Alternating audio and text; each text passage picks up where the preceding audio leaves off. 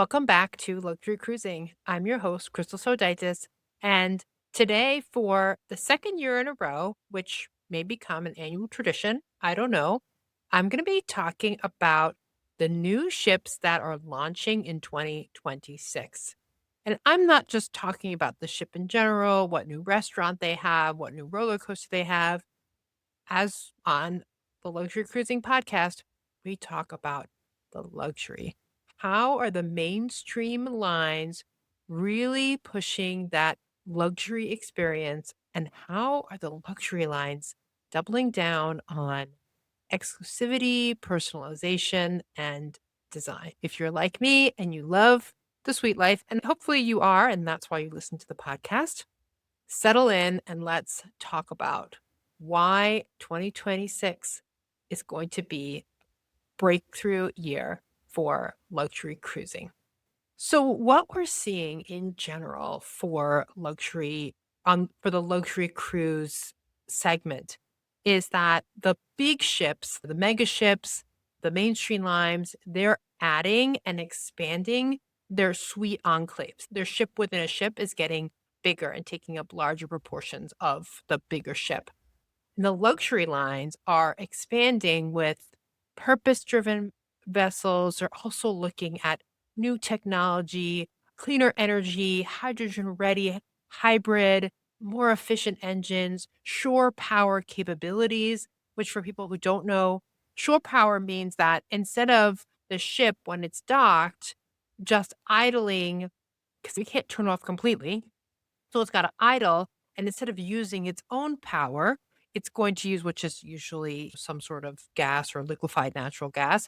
It actually plugs into the shore, just like you plug in your hybrid car at night in your garage. So some ships are now being designed with shore power capability, which is supposed to be cleaner for the environment. Today, we're going to start with the mainstream lines and talk about how they've expanded their luxury offerings.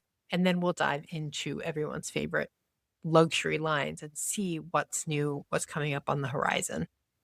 So the first is we've got Norwegian Luna. Norwegian Luna is a Prima Plus class ship. I think that Rebecca and her husband are going to be back on the podcast to talk about their experience on Norwegian Luna, hopefully soon. And that debuted back in March, I think maybe on the inaugural sailing or one of the very first sailings. Luna is the second ship in the Prima Plus class. And if you've followed the Prima ships at all, you know that Norwegian is really trying to reposition itself as almost like a mainstream plus or premium mainstream. The Haven is their luxury ship within a ship, and that's being enhanced. It's getting bigger with a more integrated Haven complex. The sun deck is supposed to be multi-story. The pool is larger, more cabanas, more shaded areas, an enhanced and redesigned outdoor dining area. The suite categories have expanded. They're supposed to be more aft facing penthouses. Everybody loves that aft view. There's an expanded 2-bedroom family suite. The decor is supposed to be warmer and softer. The Haven restaurant, if we talk about food, has a rotating chef's menu, more seafood, more wine pairings. Just generally, those little things that we talk about have been up leveled. And from the entertainment perspective, they've got Rocket Man, which is an Elton John tribute show. Nothing specific about that for the Haven guests, except that you have some priority seating.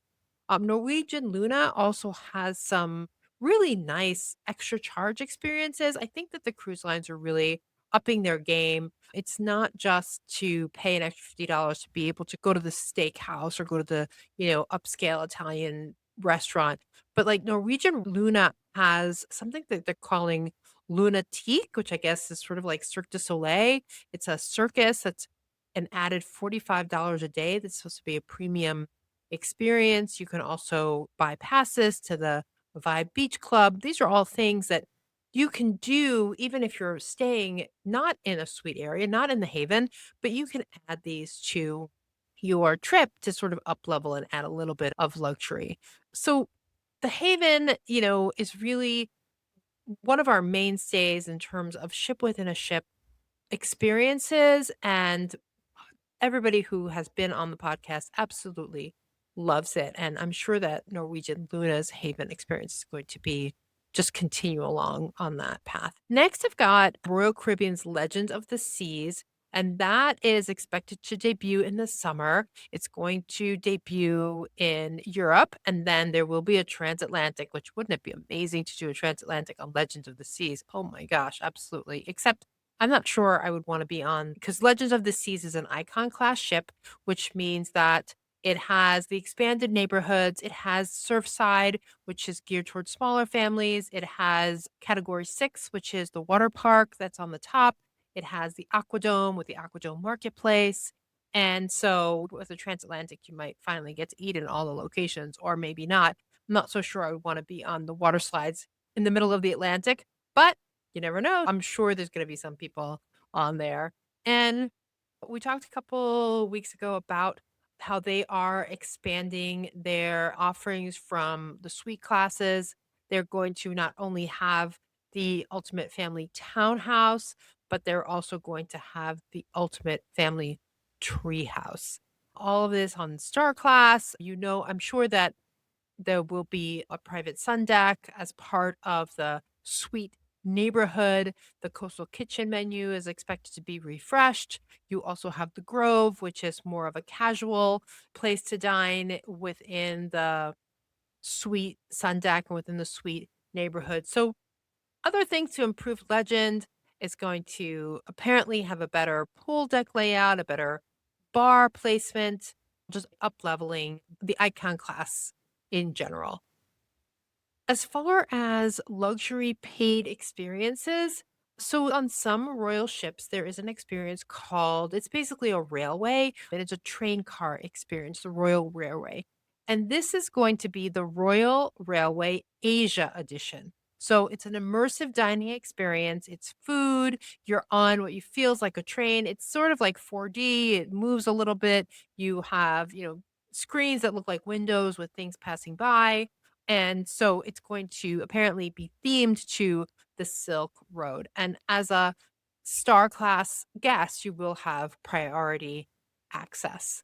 So just more up leveling to with every iteration of the icon class and with Royal Caribbean, they really continue to enhance the offerings within their suite categories, but especially their highest suite category, which is the star class. And then last, when it comes to mainstream, we have MSC, and MSC sort of like world class ships. They really are next level. And we on the podcast have heard just amazing things about MSC, World America, MSC World Europa, and now MSC World Asia. And so it's going to debut also in 2026. And again, the yacht club is going to be expanded. It's going to have an expanded sun deck. There's going to be more cabanas on the sun deck, a larger pool, bar area. In keeping with World Asia, it's going to have some Asian inspired elements. And the suites are also going to change a little bit. The owner suite is going to be more forward facing. Rumor has it there will be some family friendly suite layout so that if families want to also enjoy yacht club, just makes the stay easier, makes it easier for planning purposes. From a dining perspective, MSC has suggested that there might be a pan Asian tasting service, potentially an expanded tea service, a dessert program, which sounds amazing. The concierge hours, people apparently have complained about that the concierge hours are limited, and so they're planning on expanding the concierge hours for our non-North American guests, more multilingual staff. And since MSC it has been targeting North America lately, but it is generally considered a very international cruise line. And so they want to be sure to make their guests do their announcements in 5 languages. You would hope that more guests also speak those 5 languages. So the originator of the ship within a ship concept is expanding. Oh, and I forgot about Disney Adventure. Sorry, I said that MSC was the last one, but actually I forgot about Disney Adventure. So Disney Adventure, this is the largest Disney ship ever. It has already launched. Disney didn't build it from the ground up. They actually bought this ship from a different cruise line, a different cruise company. I think they're called Genting Cruise Lines. And they bought it from them and they have basically redone it to be consistent with Disney themes, but the basics were still there, sort of like the bones were still there, and then they Disneyfied on top of those bones. So Disney is a little bit different from and that's probably why I didn't think of it in terms of the mainstream, because I think of Disney as being more of a premium line, like a premium family line because of the cost. But on Disney Adventure, there will be even more concierge suites. That's their suite level, their concierge suites. There'll be more one-bedroom suites, more two-bedroom suites, bigger two-bedroom suites, even more family-focused layouts. Again, it's a bigger ship, so hopefully there'll be more rooms that can accommodate those larger families and have some larger indoor and outdoor spaces. The concierge lounge is supposed to be bigger. This ship has already debuted. I think it debuted in either February or March, and it's sailing in Singapore right now. Supposed to be sailing. I think at the time of this recording, I think the last sailing was actually canceled for some maintenance. They were having some technical difficulties and couldn't get the ship to go, which is sort of like, did you get a lemon? I don't know. But crazy, but true. As of this past week, Disney Adventure did not sail. But I digress. So it's redesigned, a larger pool, a dedicated kids splash area. They really want to bring out more of a family friendly resort vibe that maybe they're missing a little bit in some of the other Disney ships. Other things for concierge guests, you're gonna get the priority reservations, exclusive menus. They have private character meet and greets that are supposed to be expanded. And this ship, because it is sailing in Singapore, is likely designed for the Asian market. And so there are going to be those little bits of up leveling that really appeal to Asian travelers. So now let's move on to our true luxury lines and including one brand new line that I can't wait to tell you all about. And these ships, they're not just the same design carbon copied into a new ship with like new carpeting and new paint. They're really evolving in the design of the ship. In general, the theme was making them feel a little more residential. There's more of a wellness and sustainability and intentionality focus to these ships. The first ship is the Regent Seven Seas Prestige. So this is a landmark because Regent has not had a new class of ship in over 10 years. True to Regent, it is all suite, all balcony, we don't know for sure yet, but there may be a suite category above the Regent Suite, which has traditionally been the highest. The Compass Rose, which is the Regent Seven Seas main dining room, is rumored to be redesigned, potentially with some flexible dining times, a new culinary studio, whatever that means.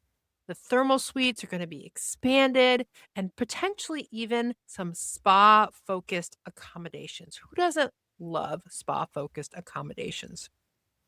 Prestige is really intended to, because Regent is a beautiful luxury line, but most people feel like it's just a tad dated. And so the Prestige is intended to set the tone for the next evolution of Regent Seven Seas.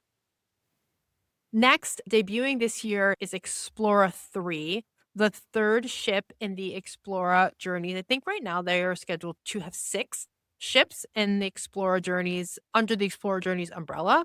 But Explora, if you listen to the podcast, I absolutely love Explora, modern European luxury. From what we know of Explorer 3, there will be even larger outdoor spaces, new culinary concepts, expanded hydrotherapy. I still don't know what hydrotherapy is exactly, but I can't wait to find out. An outdoor spa, that sounds amazing. I mean, to be able to have your massage or whatever, or a facial and you're outdoors, that just sounds heavenly. More cabanas, larger and better suites, a new suite category with extended terraces. So, all the things that we know and love. I haven't heard anything really groundbreaking for Explora 3, but just enhancement and expansion of all of the good things that we know about Explora. So, next, I'm going to talk about a brand new cruise line, the first ship in the Four Seasons yachts. I got to say, I have been following this since they announced it, at least 2 years. And Four Seasons is a newly, highly anticipated ultra luxury yacht. And again, just like we heard with Ritz Carlton, Four Seasons is really blurring the line between yachting and cruising. Now, there's 95 people on board. So this isn't a yacht. This is a cruise ship, but they want to call it a yacht. We're not going to argue. 95 residential style suites. And with private terraces, obviously, floor to ceiling windows that give you those beautiful panoramic views with probably multiple seating areas, a bar area, an entertainment area. This ship has already debuted, and I'm really trying to get someone who was on that inaugural sailing on the podcast. So stay tuned, hopefully soon. Apparently, there is a four-story, 9,600, yes, 9,600 square foot funnel suite.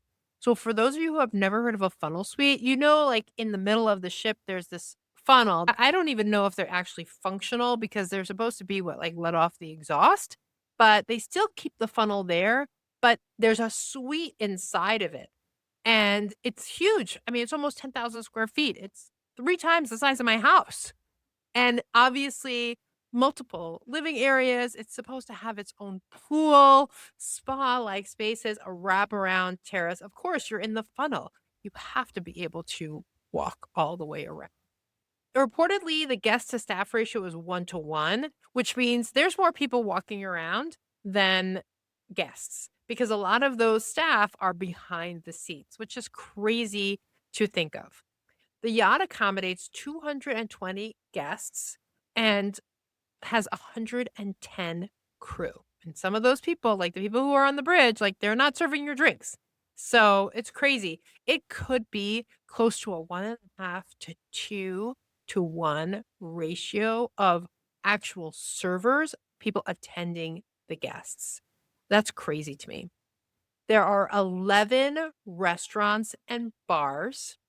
Sedna, I hope I'm pronouncing that, is their sort of main, we'll call it their MDR. And they apparently are going to have a lineup of master chefs in residence, modern French with the global influences, of course, your premium wine pairings, and if you wanted, a multi course tasting menu. Outdoor dining at Terrace that's gonna have seasonal Mediterranean dishes, live cooking stations, really just to give you that al fresco dining. They've got an omakase experience. They have a patisserie called the Salon that has tea, wine, cocktails. It's gonna have the Four Seasons signature tea service, light bites and that sort of thing. Obviously, a champagne and caviar bar and several other, lounges, a pool lounge. You can imagine there'll always be some place to find something to eat and drink on the Four Seasons yacht. Four Seasons yacht really wants to fashion itself as a floating luxury hotel. This is crazy to me. I couldn't believe it when I read it, but a 66-foot pool that converts into a dance floor. It's that hard to imagine because pools these days have these covers that go over them, but still to put that on a cruise ship, that's crazy. Obviously, the spa is next level with, thermal suites and, just holistic wellness programming. One of the things that I think is the coolest about modern luxury cruise ships is they have an aft marina. So there's direct water entry. You've got your water sports platform and yacht style tendering. Whatever yacht style tendering is, I don't know the difference between yacht style tendering and just regular good old tendering, but somebody can write me and tell me all about it. The other really cool thing about Four Seasons Yachts is that they contracted with Captain Kate McHugh to be the first captain of Four Seasons once. Now, cruise lovers like me will have probably followed Captain Kate for at least the last 6 years. Captain Kate was the first American woman to command a megaton cruise ship when she took command of Celebrity Beyond. She was integral into the design of Celebrity Beyond, and likewise, I have been following her and I have seen her at the Four Seasons shipyard putting her stamp on the design of Four Seasons 1. She has been a captain for nearly 30 years, and she really developed a really strong social media following around the time of TikTok. She started a series called Captain's Log, and she lived on board the Celebrity Beyond the entire time that it was just basically floating out at sea, waiting for the cruise shut down after COVID to be end. But she's known for being really warm. The guests love her. She's very approachable. She's absolutely beautiful. I saw a picture of her recently, I think at the Met Gala with her husband, and she looked stunning.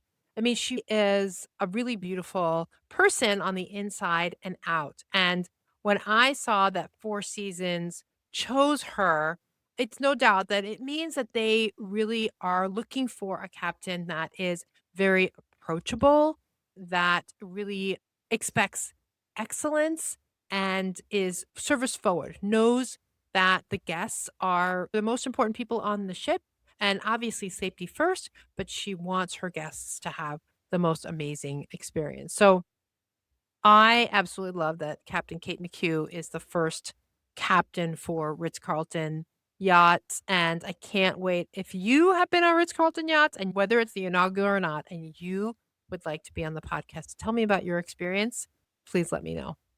So the next cruise line I'm going to talk about that has a new ship debuting in 2026 is Windstar. It was luxury, but it wasn't over the top. It wasn't opulent.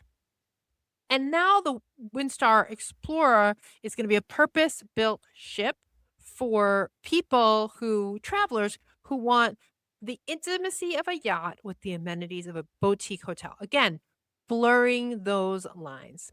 This Windstar ship, the Windstar Explorer, is going to be the first Windstar ship with true balcony suites. Some of their other ships didn't have real balconies, maybe just a little French balcony. The layouts are going to really wanna bring that indoors, and indoors, outdoors, spa-inspired bathrooms, and it's gonna be a warm environment, supposed to be, coastal, chic design with natural woods and soft neutrals. They have a new signature restaurant, and so Windstar actually has a partnership with the James Beard Foundation, and so Star Explorer is expected to take that to the next level. Its new signature venue, its new sort of main dining room, which I could not find the name, should have a chef-driven tasting menu, rotating regional dishes that are gonna be tied to the itinerary, which I love, maybe even locally sourced food, wine pairings that are gonna be curated by James Beard affiliated sommeliers, and really that dining room is going to be smaller, more intimate, and small enough so that everybody has a beautiful ocean view.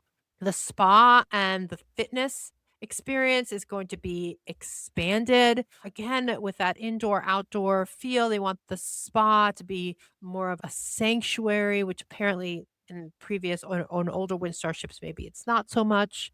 a thermal suite with a steam and sauna and hydrotherapy, expanded fitness studio, dedicated yoga and Pilates space, outdoor cabanas for massages and meditation. Another cruise line that's taking those treatments to the outside because when you're on the open sea, you want that. Yeah, I'm sure they will take measures for privacy, but you want to hear the water. I don't want to hear piped in spa music. I want to hear the water. I want to taste the salt during my massage. I want to be outside. So that sounds really amazing.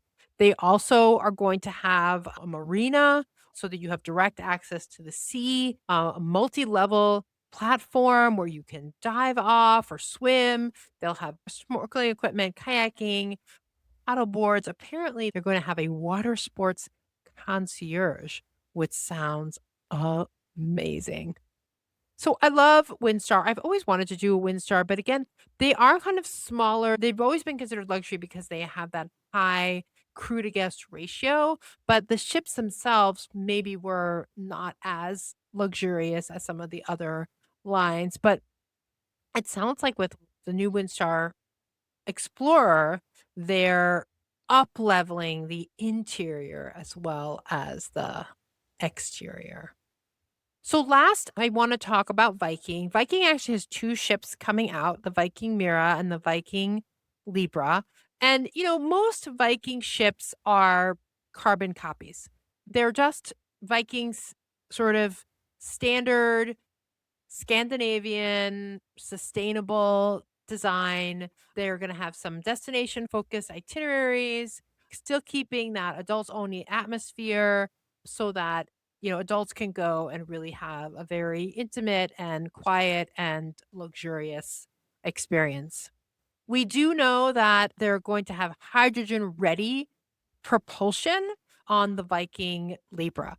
And I'm not sure when we will be ready for hydrogen powered ships, but it sounds like Libra is ready to make that transition whenever that happens. And hydrogen will be really great for the environment with lower emissions.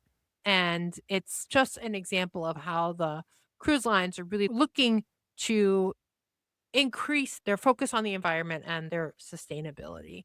Again, it'll still be 18 plus, so you'll have lots of quiet places to eat, and it's a quiet cruise. There's no, like, late night disco, there's no crazy quests like we have on Royal Caribbean.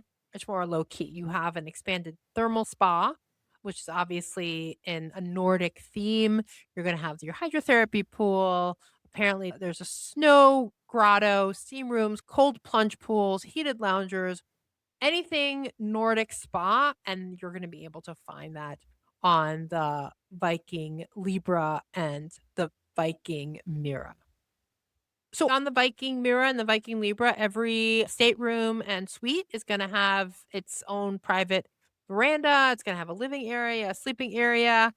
Apparently, they're gonna have my new favorite thing on a cruise ship, which is a heated floor, which is amazing. And obviously, it's gonna just continue that sort of Scandinavian theme with clean lines and natural materials.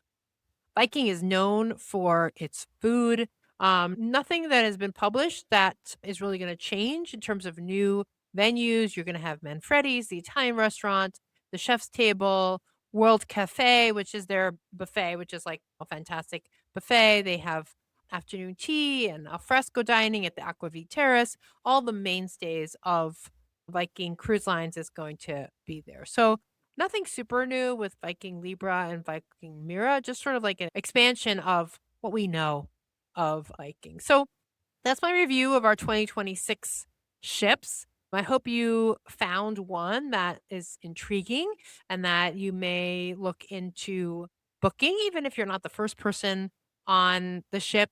It's still fun to experience something new and to see all the fun, advancements and enhancements that come with a new ship. So if you have any questions about any of these ships, please do email me at luxurycruisingpodcast@gmail.com. And if you have an experience that you would like to share on the podcast, I would love to hear from you and I would love to have you on the podcast.